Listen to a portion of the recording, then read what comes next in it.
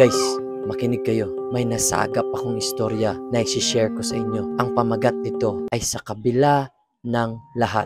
Isang romance story na nagmamahalan. Unang pagkikita, isang tahimik na baryo sa gilid ng bundok. Ang hangin ay malamig at may amoy na mga pine at lupa. Isang madilim na kagubatan na tanging liwanag mula sa buwan ang bumabalot sa buong paligid. Isang dalaga nasa kalagitnaan ng 20s, nakasuot ng simpleng damit at ang baryo habang naglalakad siya sa kagubatan, nag-iipon ng mga halamang gamot para sa kanyang pamilya. Tahimik at tila maligaya siya kahit na may kabuntot na lungkot sa kanyang mga mata. Biglang may narinig siyang tunog mula sa mga puno, kaya't napatingin siya. Isang lalaki ang lumabas mula sa dilim at nakatayo sa harap niya.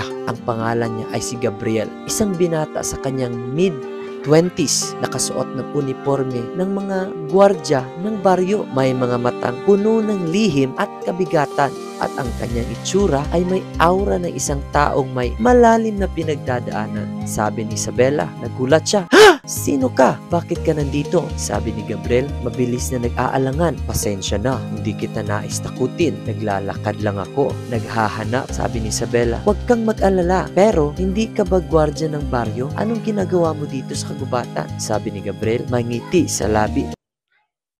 Ngunit malungkot ang mata. "Bihira akong makakita ng kagandahan ng mga mata ng mga tao. Baka dito sa dilim may makita akong ibang liwanag." Isang saglit ng katahimikan, tinutok ni Isabela ang mga mata kay Gabriel. May kakaibang koneksyon na nararamdaman sa bawat titig.